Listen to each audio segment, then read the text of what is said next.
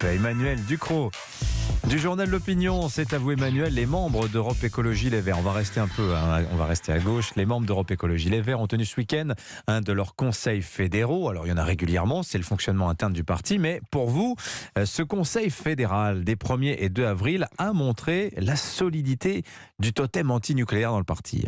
La Terre se réchauffe à vitesse grand V, on passe d'un événement climatique à l'autre, nous sommes tous un peu perdus, nous aimerions nous accrocher à des choses un peu permanentes et il n'y en a pas beaucoup, j'ai réfléchi, même le retour de printemps on n'est plus sûr de rien. Et puis j'ai trouvé une de ces choses qui hélas dure, l'antinucléarisme des Verts français, plus solide que les pyramides d'Égypte.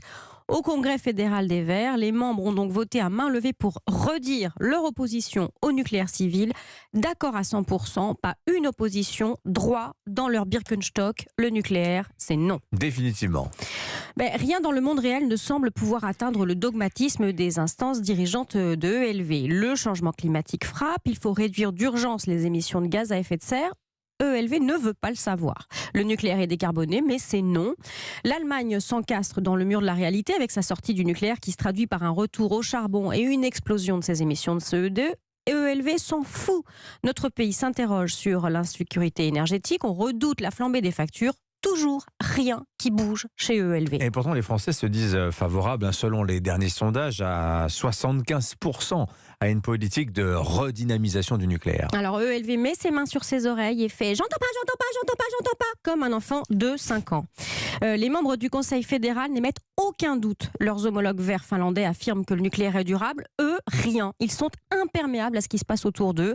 Même à leur intérêt électoral, parce que les militants de base, les sympathisants verts, eux, se posent des questions. Chez eux, même chez eux, le soutien au nucléaire progresse. ELV ne veut pas le savoir. Mais comment vous expliquez cette hostilité radicale à l'atome ? Il faut aller lire les statuts du parti. Noir sur blanc, il est écrit que pour s'engager chez ELV, il faut s'engager en faveur de la sortie du nucléaire civil. Si on est écologiste, selon eux, on est d'accord avec ça, ou alors on va se faire cuire un œuf bio en dehors du parti. Des statuts qui, par contre, n'expliquent pas que la sortie des fossiles, du charbon, du gaz est une priorité. Le climat est moins important que le totem anti-nucléaire. C'est une impasse intellectuelle. Et ça donne des justifications parfois un peu surréalistes à cet anti-nucléarisme. J'en veux pour preuve cette sortie du responsable vert du département du Rhône ce week-end à propos du nucléaire. C'est un tweet. Peut-être, je dis bien peut-être, que ces débats et réflexions de mecs ingénieurs blancs de classe supérieure sont en décalage complet avec les priorités de 99% des Français.e.s qui s'en tapent complet des histoires de mix énergétique. Alors on a tout dans ce tweet. La sociologie de bazar pour traiter un sujet scientifique, l'insinuation que 99% des gens sont trop idiots pour réfléchir au changement climatique, un soupçon de racisme puisque le nucléaire c'est un truc de blanc, un peu de sexisme aussi. Les femmes, faut pas leur parler de mix énergétique pendant qu'elles font leur potion de sorcière. Un ensemble finalement assez insultant qui en dit long sur les priorités écologistes. Une petite cuisine essentialiste, une vieille tradition du Larzac plutôt que l'urgence climatique. Le totem antinucléaire de la tribu verte a encore de beaux jours devant lui.